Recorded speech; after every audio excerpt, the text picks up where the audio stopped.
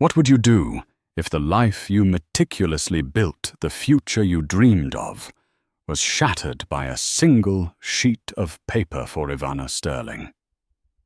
7 months pregnant and standing in the dream brownstone she'd just finished renovating. That paper wasn't just paper, it was a declaration of war on her heart, signed by the man who had vowed to love her forever. This isn't just a story of betrayal.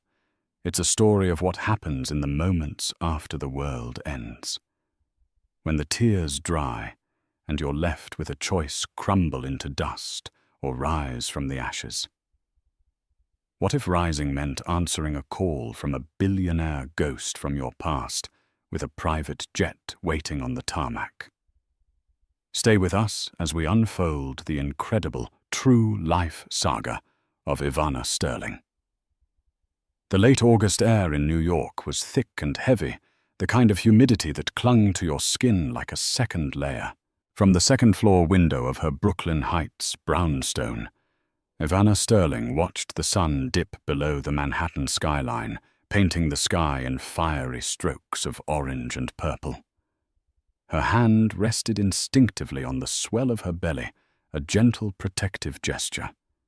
Inside her baby girl kicked a tiny, reassuring flutter that had become the anchor of her world. Life, for all intents and purposes, was perfect. At 32, Ivana was a rising star in the architectural world, known for her ability to blend historic preservation with stark modern minimalism. This brownstone was her masterpiece, a 3-year labor of love she and her husband Liam had poured their souls and savings into. Every exposed brick, every reclaimed wood beam, every pane of custom-blown glass was a testament to the future they were building. Liam. Just thinking his name brought a smile to her face. Liam Sterling was the golden boy of Sterling Capital, the boutique investment firm he'd built from the ground up. He was charismatic, wickedly smart, and devastatingly handsome, with a jawline that could cut glass and eyes the color of a stormy sea. They were the city's power couple, their pictures occasionally gracing the society pages, the brilliant architect and the maverick financier. Tonight was their 5th wedding anniversary. Ivana had planned everything to perfection.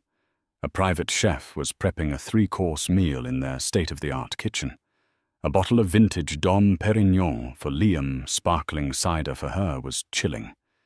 She wore a simple, elegant navy silk dress that draped beautifully over her bump, a gift from him from their last trip to Paris. She checked the time on her phone. 7:30 p.m. Liam was late, but that wasn't unusual.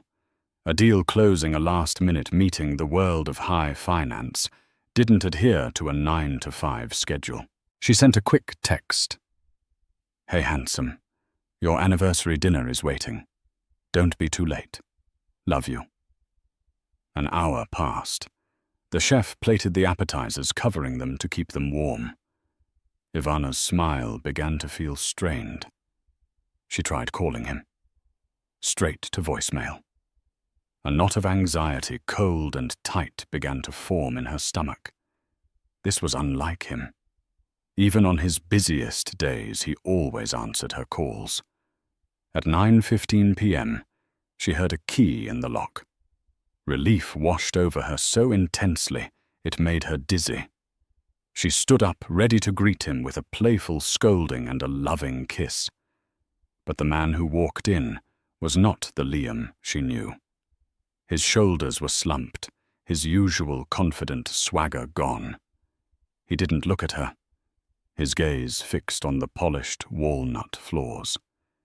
He was carrying his briefcase, a sleek leather attaché case from Tom Ford. "Liam." "Honey." "Are you okay?"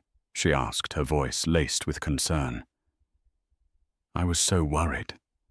The chef has been here for hours." He finally looked up, and the coldness in his eyes stole her breath. There was no warmth, no love, just a flat, empty distance. It was the look a stranger gives you on the subway. "We need to talk, Ivana," he said, his voice devoid of emotion. He walked past her, ignoring the beautifully set dining table, and placed his briefcase on the marble island in the kitchen. He clicked it open. Ivana's heart hammered against her ribs. This wasn't about a bad day at work. This was something else. Something terrible. He pulled out a single thick manila envelope and slid it across the counter towards her. It landed with a soft, final thud. Her name was typed on the front, Ivana Sterling. "What is this?"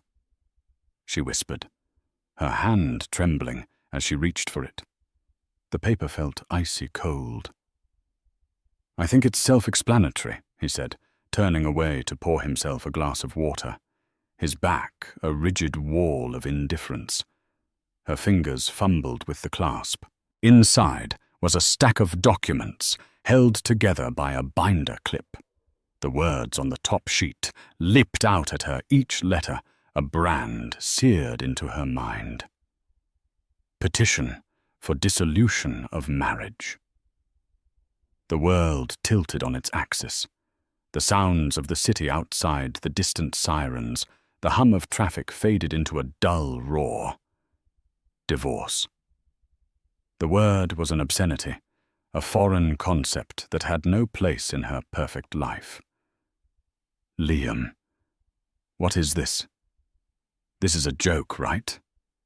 A sick, twisted anniversary joke." Her voice was a fragile thread. He finally turned to face her, leaning back against the counter. He took a sip of water, his movements slow and deliberate. "It's not a joke, Ivana. I'm leaving you. Leaving me." The words were nonsensical. "What are you talking about? We're having a baby. Our baby girl.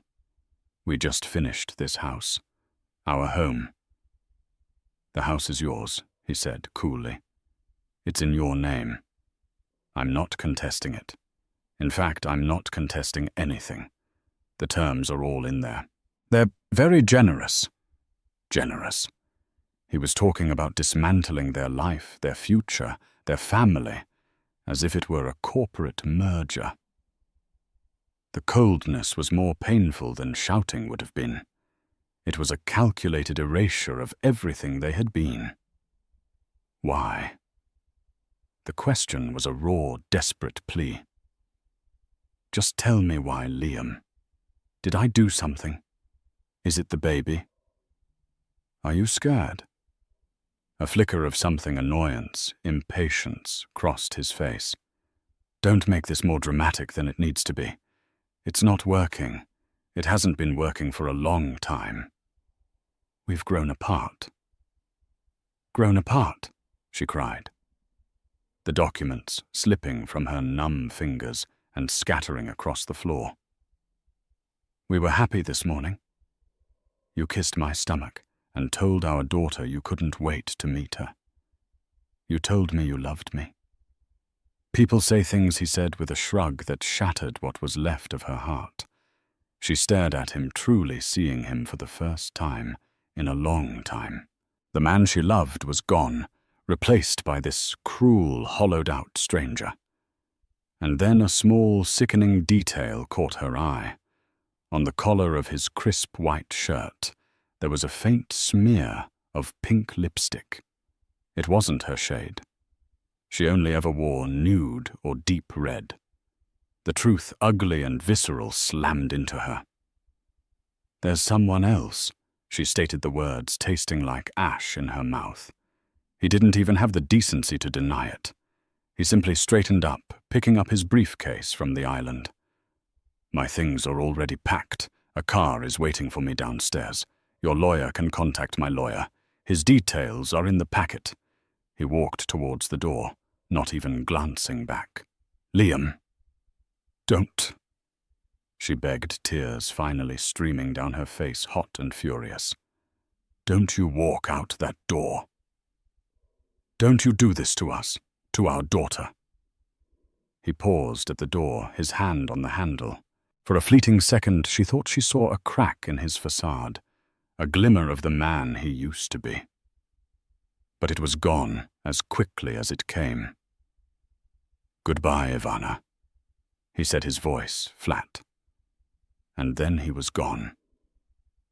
The door clicked shut, the sound echoing in the cavernous silence of the house. Ivana stood frozen, surrounded by the ruins of her perfect life. The scent of roasted rosemary and thyme from the forgotten anniversary dinner filled the air, a sickeningly sweet perfume of betrayal. She looked down at the divorce papers scattered at her feet, then at her own trembling hands resting on the precious life she was carrying. She was alone, utterly and completely alone. And in that moment, as the first sob tore through her body, a wave of despair so profound washed over her that she thought she might drown in it. Her dream had become a prison, and the architect of her happiness had just handed her the eviction notice. The first 24 hours were a blur of shock and hollow disbelief. Ivana didn't sleep. She didn't eat. She just sat on the floor of the nursery she had so lovingly designed, surrounded by boxes of unassembled furniture and tiny unopened gifts. The soft grey walls painted with whimsical white clouds felt like a mockery. This room was a promise, and the promise had been broken. Her mind replayed Liam's exit on a torturous loop. The coldness in his eyes, the finality of the door clicking shut. She scrolled through their photos on her phone vacations in Tuscany. Christmases in Aspen, candid shots of them laughing in this very house. It all felt like a lie, a carefully constructed fiction she had foolishly believed was real. Her friends and family started calling. Her sister Clara, who lived in California. Her best friend, Olivia. The news of Liam moving out had somehow already started to ripple through their social circle. She ignored the calls, the concerned texts piling up. How could she explain something she didn't understand herself? How could she say the words aloud? "My husband left me for another woman while I'm carrying his child." On the second day, a courier delivered a box. It was from Liam's office. Inside, there was no note, just a brand-new top-of-the-line smartphone and a small card with a new number on it. The message was clear. He had changed his number, cutting off her direct access. All communication was now to be filtered, managed. This cold, corporate efficiency was almost more insulting than the betrayal itself. It was this act, this final impersonal severing, that finally broke through her stupor and ignited a spark of rage. The despair was still there, a heavy cloak she couldn't shrug off, but now it was laced with a white-hot anger. She deserved more than a shrug and a set of divorce papers. She deserved an explanation. She found the name of Liam's lawyer in the documents, a bulldog from a cutthroat Manhattan firm, known for handling high-conflict divorces. She knew there was no point calling him, but she knew where Liam worked. She knew his schedule. She knew that on Thursdays he had a standing lunch meeting at the grill in the Seagram building. Summoning a strength she didn't know she possessed, Ivana showered the hot water stinging her skin. She put on a black maternity dress, a pair of flat Chanel espadrilles, and her sunglasses a shield against the world. She looked in the mirror and barely recognized the woman staring back. Her eyes were puffy and bloodshot, her face pale and drawn. But there was a new hardness in her jaw. She was a mother now. She wasn't just fighting for herself. She was fighting for the small life that depended on her. The taxi ride into Midtown was surreal. The city buzzed with a life that felt alien to her. When she walked into the opulent mid-century modern dining room of the Grill, the maitre d' rushed over a look of concern on his face. "Mrs. Sterling, we weren't expecting you." "I'm here to see my husband," she said, her voice steady as she scanned the room. And then she saw him. He was seated at his usual corner booth, and he wasn't alone. Across from him sat a young woman, probably no older than 24. She was stunning in that vapid Instagram model way, impossibly long blonde hair, surgically enhanced features, and a tiny, brightly colored dress that looked like it cost more than most people's rent. She was laughing a high, tinkling sound that grated on Ivana's nerves as she filmed Liam with her phone, a gaudy, diamond-encrusted case flashing under the restaurant's lights. This was Chloe Vance. Ivana knew of her, of course. She was a social media influencer, known for her lavish lifestyle, sponsored by dubious diet teas and crypto schemes. Liam had once scoffed at her, calling her a prime example of all style, no substance. And now he was sitting across from her, looking utterly captivated. Ivana walked towards the table, each step an act of sheer will. The low hum of conversation in the restaurant seemed to quiet as heads turned. Liam looked up, his smile freezing on his face as he saw her approaching. The color drained from his cheeks. "Ivana," he hissed, his voice a low warning. "What are you doing here?" "Chloe." Vance lowered her phone, her perfectly sculpted brows furrowing in confusion. "Liam. Babe, who is this?" Ivana ignored her. She looked directly at Liam, her gaze unwavering. "I deserved more than an envelope, Liam. Our daughter deserved more. We're not doing this here," he said, his eyes darting around nervously at the curious onlookers. "Oh, I think we are," Ivana said, her voice rising slightly, gaining strength. 5 years. We built a life, a home. We were supposed to be a family. You let me believe it. You let me plan for it. You let me carry your child for 7 months while you were... What? Auditioning your replacement?" Chloe scoffed, finally inserting herself. "Excuse me. I'm no one's replacement. Liam and I have a real connection. Something you obviously couldn't give him." She looked Ivana up and down, her gaze lingering on her pregnant stomach with a look of pure disgust. He needs someone who can keep up with him, not someone nesting. The word, so condescending, so dismissive of the miracle growing inside her, was like a slap in the face. Liam, seeing the scene escalating, stood up. "Ivana, that's enough. You're making a scene." "I'm making a scene?" she asked, a bitter, incredulous laugh escaping her lips. "You blew up my life. You threw me away like I was last season's trash, and I'm the one making a scene." "It was a business decision," he said, his voice dropping to a low, intense whisper, so only she could hear. Ivana recoiled as if he'd struck her. A business decision? Marrying me? Having a child with me? Was that all just part of some 5-year plan you've now liquidated? I needed stability. A certain image, he admitted, his eyes cold and hard as steel. The brilliant architect wife, the Brooklyn brownstone. It was good for my brand. It projected tradition reliability. It helped me build my company. The cruelty of his confession was breathtaking. She hadn't just been a wife.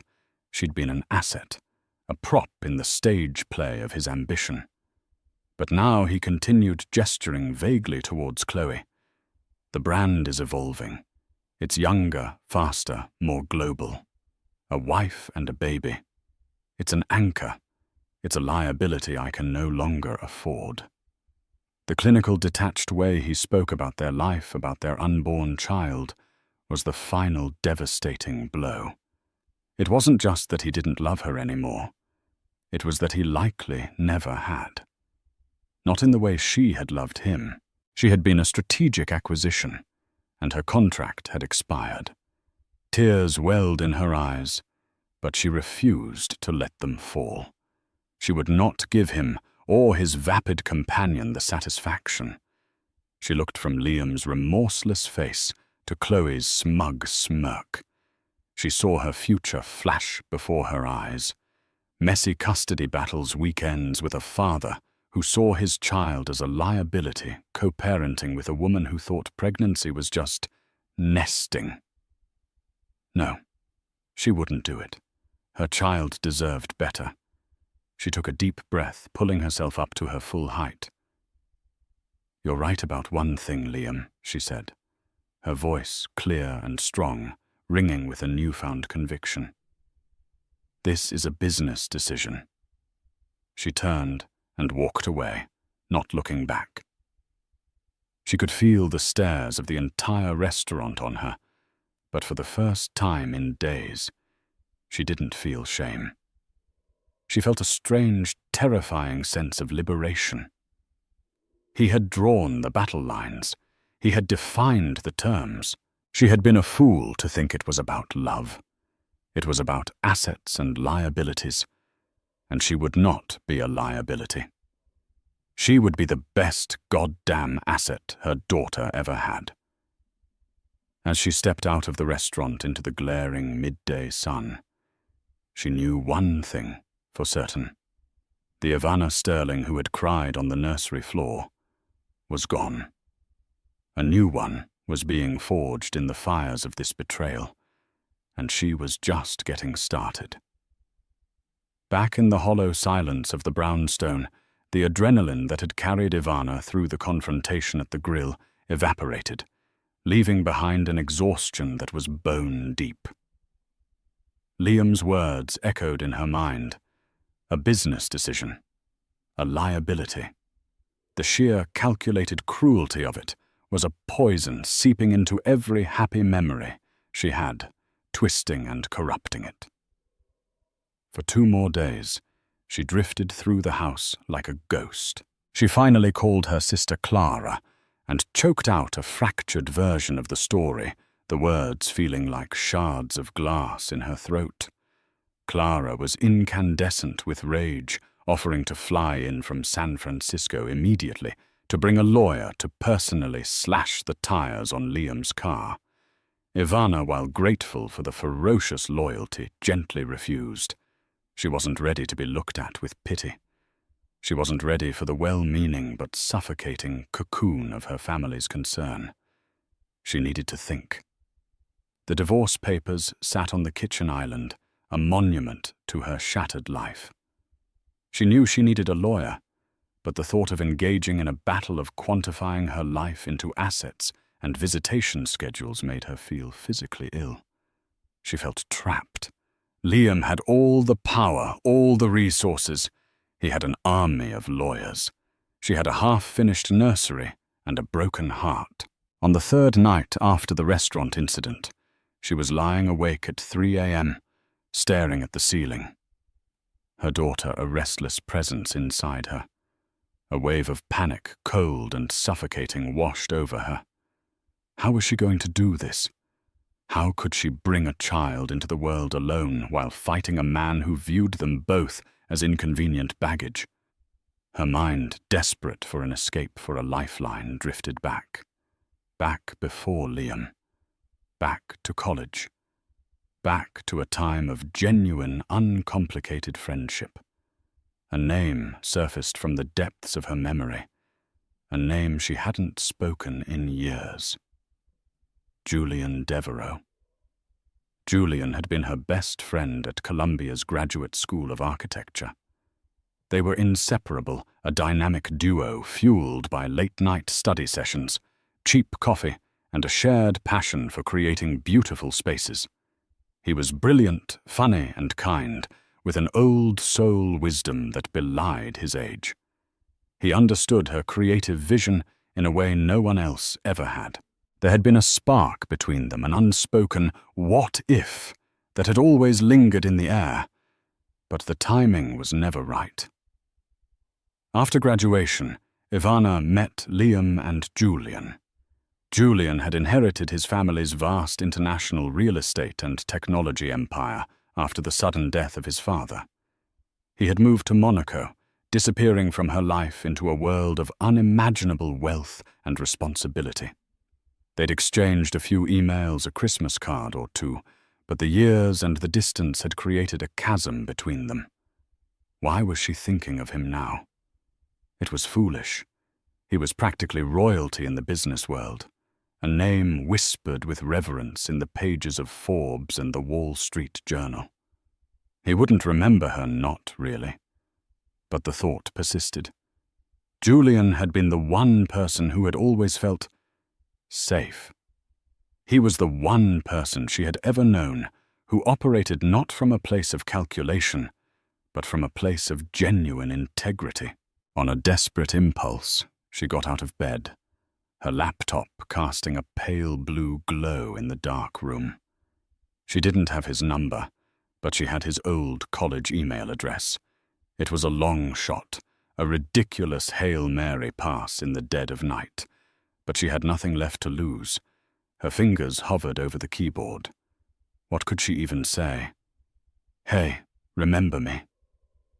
My life has imploded, and I'm a mess." It sounded pathetic.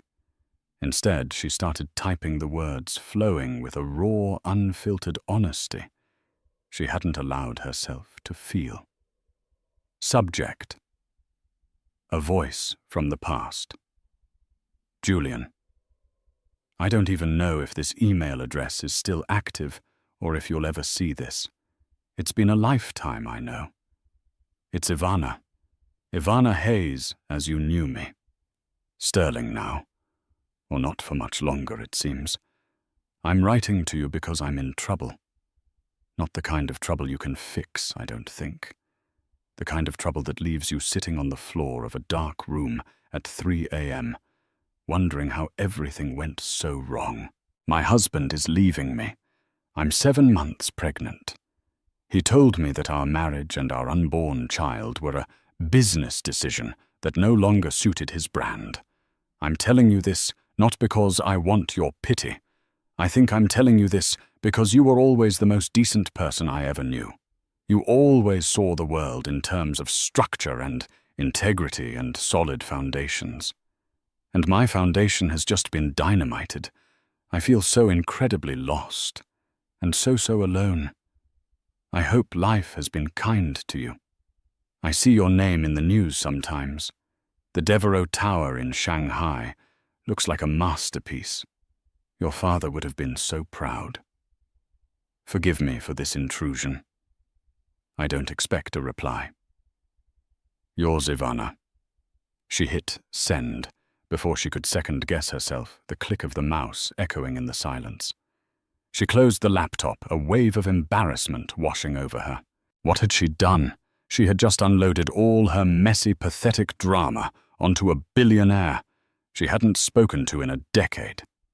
She crawled back into bed, feeling more foolish than ever. She finally drifted into a fitful sleep, dreaming of falling buildings and empty rooms. She was jolted awake a few hours later by a sound she hadn't heard in days. Her old phone, the one Liam had effectively rendered obsolete, was ringing. She had left it on the nightstand, a forgotten relic. The screen glowed with an unknown number, a long string of digits with a country code she didn't recognize. 37. Monaco. Her heart leaped into her throat. It couldn't be. With a trembling hand, she answered the call. Hello, Anna. The voice. It was deeper, richer than she remembered, but it was unmistakably him. The gentle, calm cadence that had talked her through so many all-night design critiques. No one had called her Anna since college. Tears sprang to her eyes instantly. "Julian." "I got your email," he said, his voice warm and impossibly close, cutting through the thousands of miles of ocean between them. "Are you okay?" "That's a stupid question. Of course you're not okay. Where are you? I'm at home." "In Brooklyn," she stammered, overwhelmed. "Stay right there. Don't talk to anyone. Don't sign anything. Don't agree to anything. Do you understand me?" There was a sudden command in his voice, a protective authority that was immensely comforting. Okay. I have a board meeting in Geneva. I can't miss, but my plane is being fueled now. I'm flying to New York. I'll be at Teterboro Airport in about 9 hours. A car will be at your door in 8 to pick you up." Ivana's mind reeled. It was all happening too fast. "Julian, no, you can't just... You don't have to do that. It was stupid of me to email you. I was just having a moment." "Anna, stop," he interrupted gently. "You said your foundation was dynamited. Well, I happen to be in the business of building things on solid foundations. Let me be your friend. Let me help." He paused, and his voice softened. "I read that email, and the only thing I could think was that any man who would describe a child as a liability isn't a man at all. He's a monster. And you don't fight monsters alone." She choked back a sob. In one short phone call, he had offered her more genuine compassion and support than her own husband had in years. "Pack a bag, Anna," he said, his tone leaving no room for argument. "Just the essentials. For you and the baby. We'll figure out the rest later. I'll see you in 9 hours." The line went dead. Ivana sat on the edge of her bed, the phone still pressed to her ear, the morning light beginning to filter through the windows. 9 hours. In 9 hours, everything was going to change. She didn't know where she was going or what would happen next. All she knew was that for the first time since Liam had walked out the door, she wasn't alone. A hand had reached out across an ocean and a decade, and she was going to take it. Hope, fragile but persistent, began to dawn in the desolate landscape of her heart. The 8 hours that followed were a whirlwind of surreal activity. Ivana moved through her home, a place that had transformed from a sanctuary into a mausoleum overnight with a new singular purpose. She packed a single suitcase, maternity clothes, comfortable shoes, a dop kit, and the few small baby items she had allowed herself to buy, a soft cashmere blanket and a tiny pair of hand-knitted booties.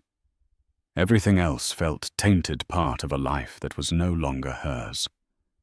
She walked through the rooms one last time, a tourist in her own history.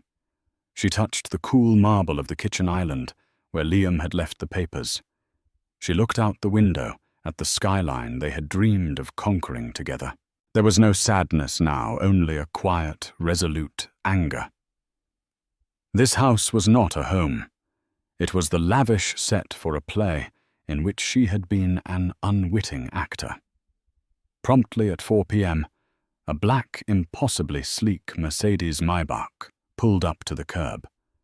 The driver, a discreet man in a dark suit, didn't even need to ring the bell. He simply stood by the open rear door, waiting. Ivana locked the front door of the brownstone behind her, dropping the keys into her purse. She didn't look back. The drive to Teterboro Airport in New Jersey was silent.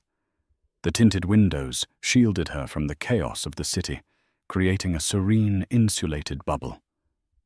It was in that bubble that the magnitude of what was happening truly began to sink in.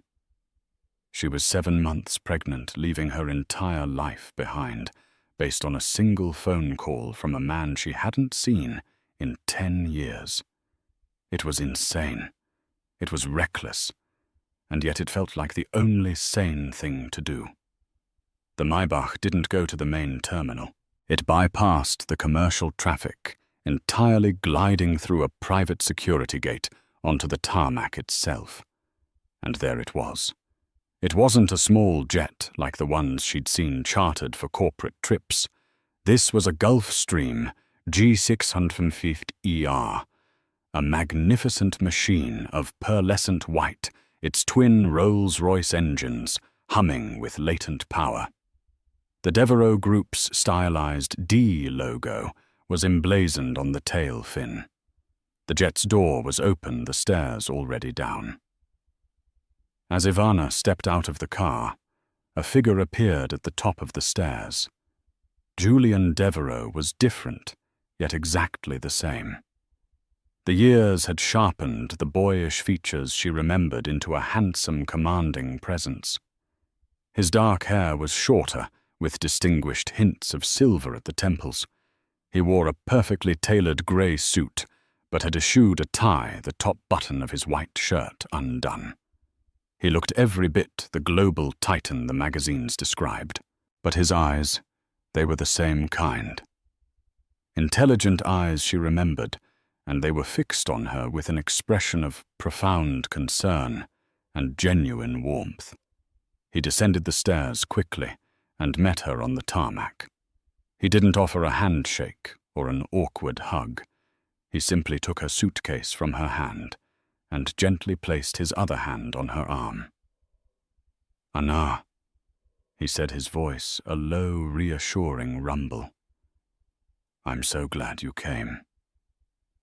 "Julian, it's too much," she whispered, gesturing at the incredible plane.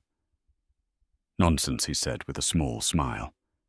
"It's just a mode of transport. The important thing is that you're safe. Come on. Let's get you out of this humidity." He led her up the stairs and into the cabin. The interior was a study in understated luxury cream leather, dark, polished wood, and brushed platinum accents. It felt less like a plane and more like a luxurious Manhattan penthouse. A flight attendant with a warm smile greeted them, offering Ivana a cool towel and a glass of water with lemon. "Get settled," Julian said, gesturing to a plush armchair. "Takeoff is in 5 minutes. We're headed to Geneva for my meeting. Then we'll continue on to Monaco. You can rest. We can talk. Whatever you need." As the jet began to taxi, Ivana sank into the butter-soft leather. The powerful, smooth acceleration of the takeoff pressed her gently back into her seat. She watched out the window as the sprawling suburbs of New Jersey fell away, followed by the iconic skyline of Manhattan, shrinking until it was just a glittering jewel below. She was literally rising above the city that held all her pain. The symbolism was not lost on her. Once they reached cruising altitude, the flight attendant served them a light meal, a simple, elegant spread of grilled salmon, steamed asparagus, and quinoa salad. Ivana, who hadn't had a proper meal in days, ate with a surprising appetite. Julian watched her, his expression unreadable. He didn't press her for details. He just let the silence sit comfortably between them, a testament to their old, easy camaraderie. Finally, Ivana put her fork down. "Why are you doing this, Julian?" He leaned forward, his elbows on his knees. A few years ago, he began his voice quiet. "I was engaged. Her name was Isabel. I loved her very much. We were a week away from the wedding when I discovered she was not just being unfaithful, but was actively working with one of my biggest corporate rivals, feeding them proprietary information. She wasn't just betraying me. She was trying to destroy my family's legacy. The woman I was going to marry saw me as nothing more than a mark." Ivana's eyes widened in shock. The aftermath was ugly, he continued, a shadow of pain in his eyes. It taught me a valuable lesson. There are people in this world who operate without a conscience, who see others as rungs on a ladder. And when you encounter someone like that, loyalty to those they've hurt becomes paramount. When I read your email, I didn't just hear a friend in pain. I recognized the language of a specific kind of betrayal, the kind that makes you question your own judgment, your own worth. I'm doing this because no one should have to face that alone. His honesty was disarming. He wasn't some white knight riding to the rescue. He was a man who had his own scars, who understood her pain in a way no one else could. What Liam did to you to his own child, it's unforgivable, Julian said, his voice hardening. And we're not going to let him get away with it. My legal team in New York is already on it. They'll be in touch with your lawyer, and if you don't have one, they'll find you the best. Liam thinks he's playing chess. He has no idea what's coming. A wave of relief so powerful it almost made her weep washed over Ivana. For the first time, she felt like she had an ally, a champion in her corner. But that's for later, Julian said, his tone softening again. That's just noise. The most important thing right now is you and the baby. Your health, your peace of mind. Which brings me to my proposition. He leaned back. I didn't just come to get you, Anna. I came to offer you a job. Ivana blinked. A job. The Devereaux Group has been trying to launch a new division for years, Devereaux Habitats. The concept is sustainable, forward-thinking urban living. Not just buildings, but communities. Beautiful, functional, and environmentally sound. The problem is, I haven't been able to find the right person to lead it. Someone with the vision, the talent, and the integrity to do it right. I've always known that person was you. Your work, your ethos. It's exactly what I've been looking for. He gestured around the cabin. I want you to be the head of the entire division. We're breaking ground on our flagship project in Monaco in 6 months. I want you to design it. You'll have an unlimited budget, complete creative control, and the best team in the world at your disposal. A beautiful apartment overlooking the Mediterranean is waiting for you. We have excellent childcare, the best healthcare, a new life, a chance to build something real, something that lasts. Ivana was speechless. It was an offer beyond her wildest dreams, a professional lifeline of staggering proportions. To go from feeling like a discarded liability to being offered the reins of a major international project was a dizzying reversal of fortune. I'm pregnant, Julian. I'll have a newborn. I'm aware, he said with a smile. I'm not Liam. I see a brilliant architect who is also about to be a mother. I don't see a conflict. We'll build a nursery next to your office if you want. Your child will be welcome everywhere. Tears welled in her eyes, but this time they weren't tears of sorrow or anger. They were tears of overwhelming gratitude. He wasn't just offering her a refuge. He was offering her a future. He was reminding her of who she was. Not a victim, not a jilted wife, but a creator, an architect. Yes. She whispered the word, feeling inadequate to convey the depth of her emotion. Yes, Julian. I'll do it. His smile reached his eyes, erasing the last of the shadows. Good, he said. Welcome aboard, Anna. It's time to start building again. As the Gulf Stream soared through the night sky high above the Atlantic, Ivana felt the shattered pieces of her life begin to shift. They weren't magically fixed, but for the first time she could see a blueprint for how they might fit together again, forming a new structure, stronger, more beautiful, and built on a foundation of true integrity. While Ivana was finding her footing in the sun-drenched haven of Monaco, Liam Sterling's world in New York was beginning to show its cracks. He had anticipated Ivana's departure would be messy, filled with tearful phone calls and angry recriminations. Her complete and utter silence was unsettling. One day, she was there, a problem to be managed, and the next, she was simply gone. The brownstone was empty. Her old phone number was disconnected. It was as if she had vanished into thin air. At first, he felt a surge of relief. This was cleaner than he could have hoped for. He was free. He celebrated with Chloe, showering her with expensive gifts. A new Richard Mille watch, a closet full of designer clothes, and taking her to all the most exclusive parties and restaurants. He was rebranding himself just as he'd told Ivana. He was the young, dynamic wolf of Wall Street, with a beautiful social media-savvy girlfriend on his arm. His life was a curated feed of success and excess. Chloe was deliriously happy, documenting their every move for her millions of followers. Couple goals, billionaire lifestyle, living my best life.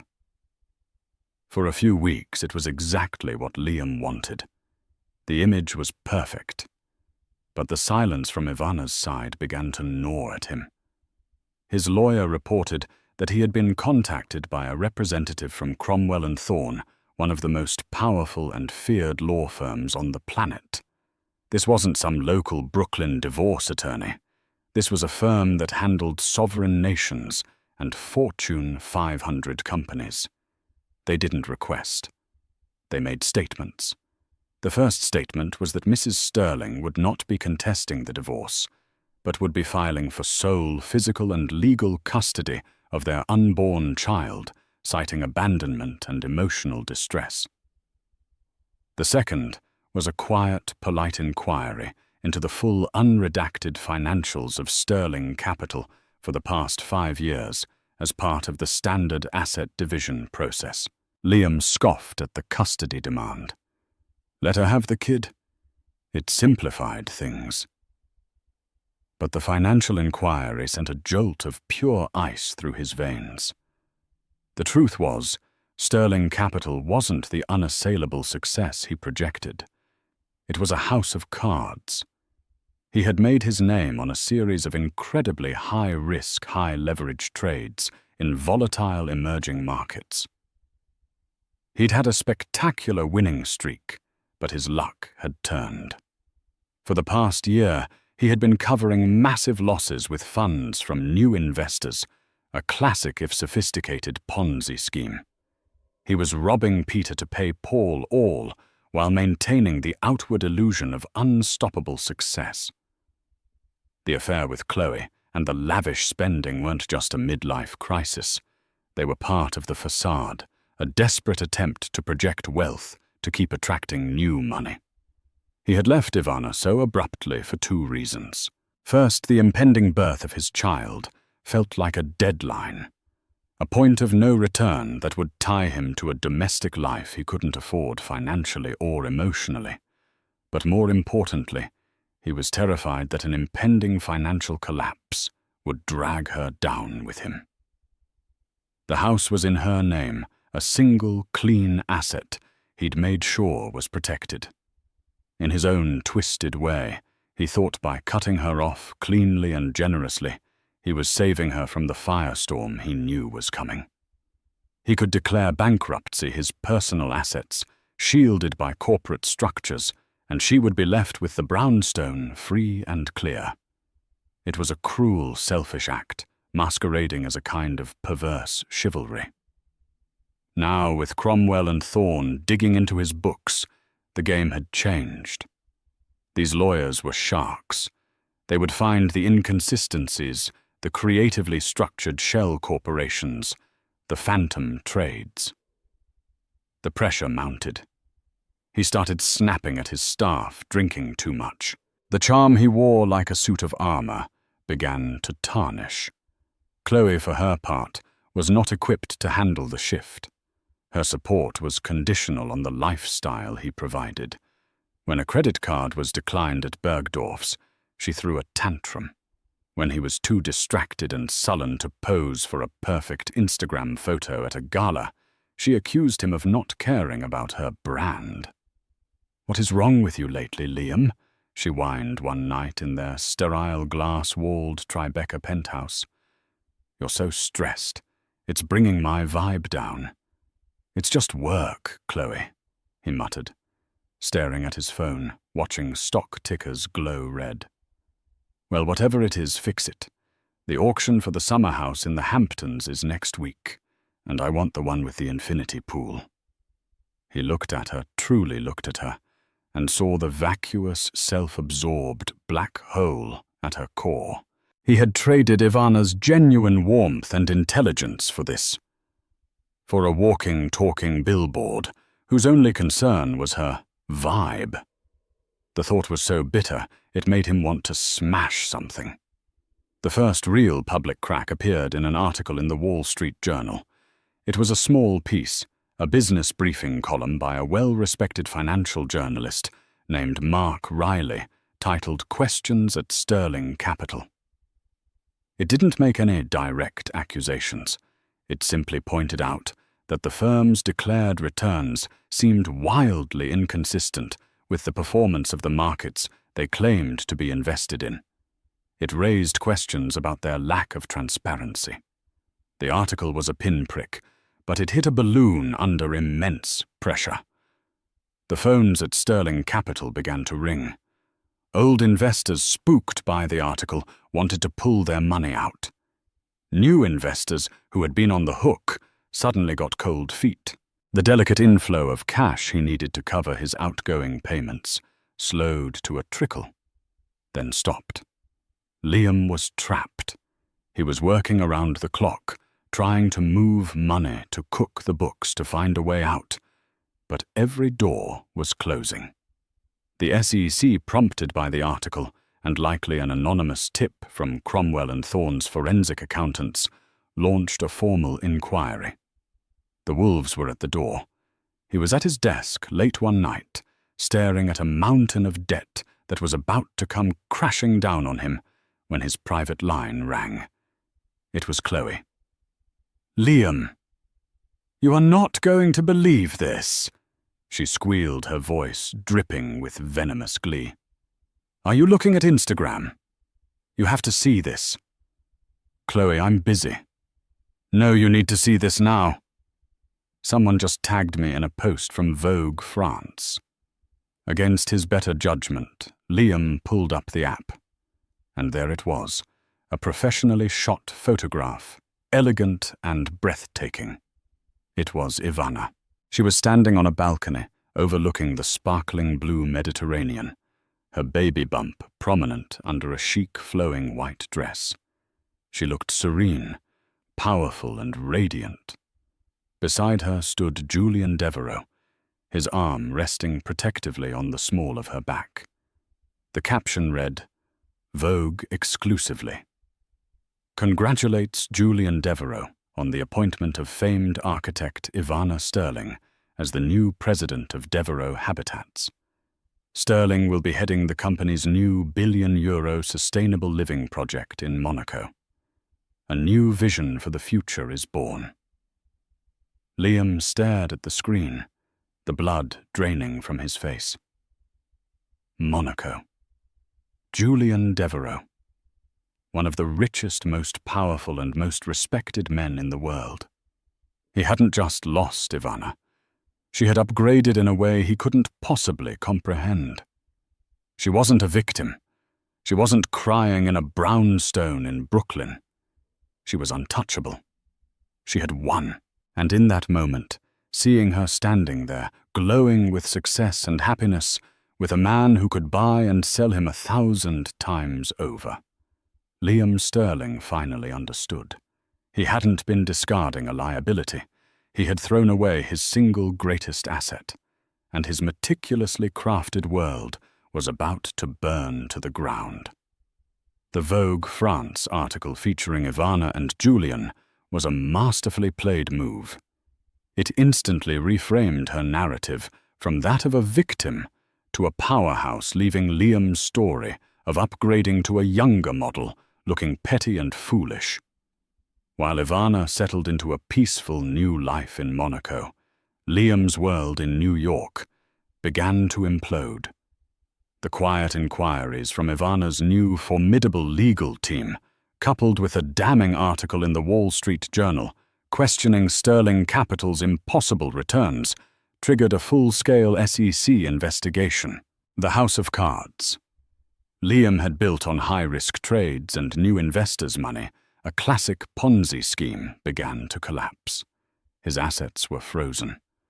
The moment the money stopped flowing, Chloe Vance vanished, taking what cash she could find and wiping her social media of his existence. Liam was left alone in a borrowed penthouse with the walls closing in. The man who saw people as assets and liabilities was now facing his own liquidation. 2 months after arriving in Monaco, Ivana gave birth to a healthy, beautiful daughter. She named her Hope. Holding her child, Ivana knew every moment of pain had been a necessary step to this perfect moment of peace. Julian was there, a pillar of quiet strength, his awe at holding the newborn, a testament to his character. The news of Liam's arrest broke a few weeks later. Ivana watched it on a screen in her new sunlit studio, with Hope sleeping soundly in a bassinet beside her. The story was sordid $90 million in investor fraud, a company built on lies.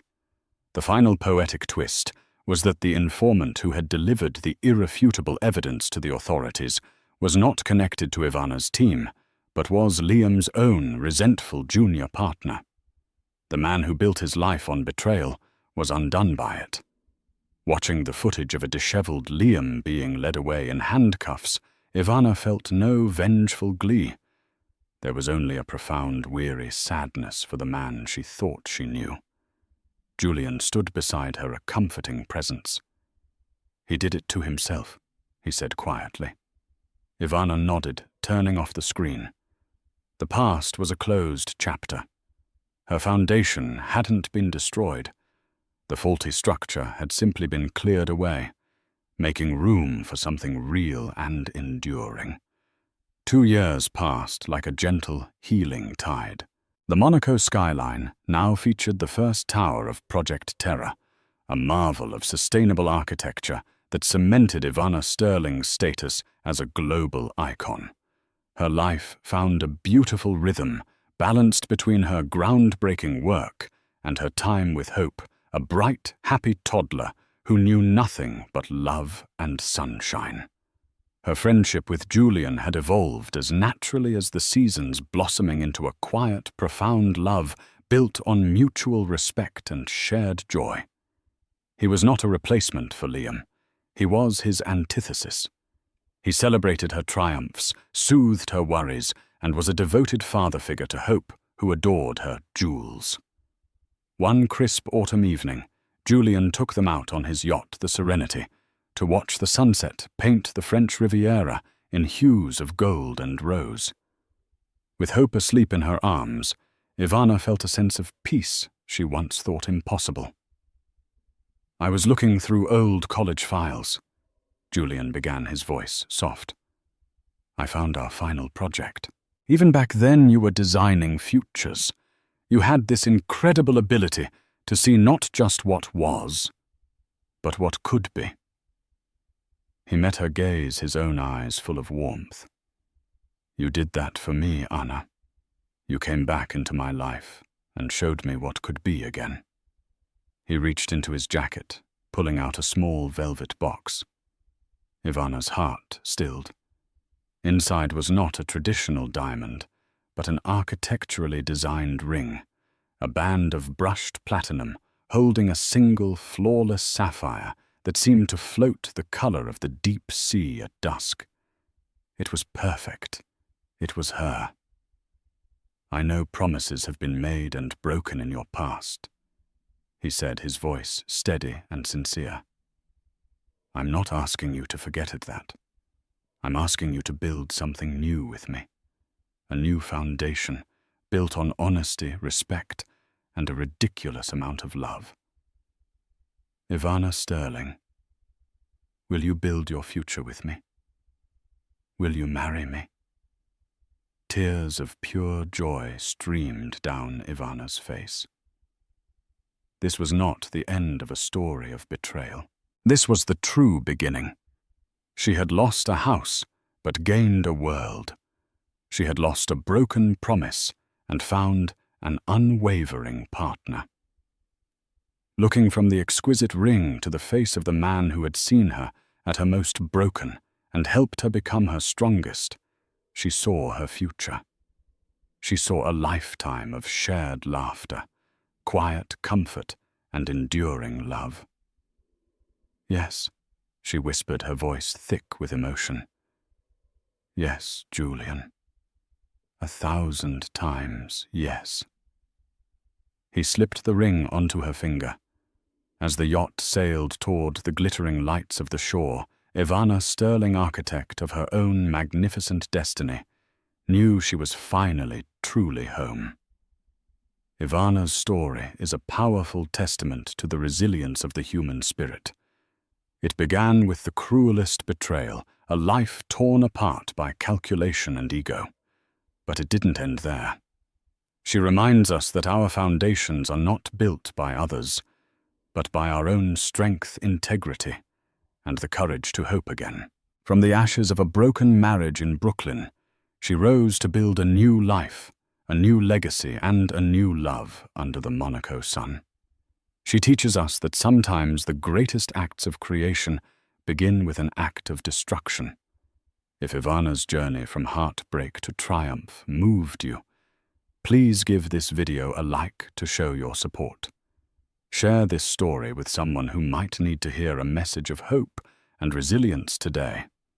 And for more incredible, true-life stories that inspire and empower, make sure you subscribe to our channel and hit that notification bell. Your support allows us to keep sharing these powerful narratives. Thank you for listening.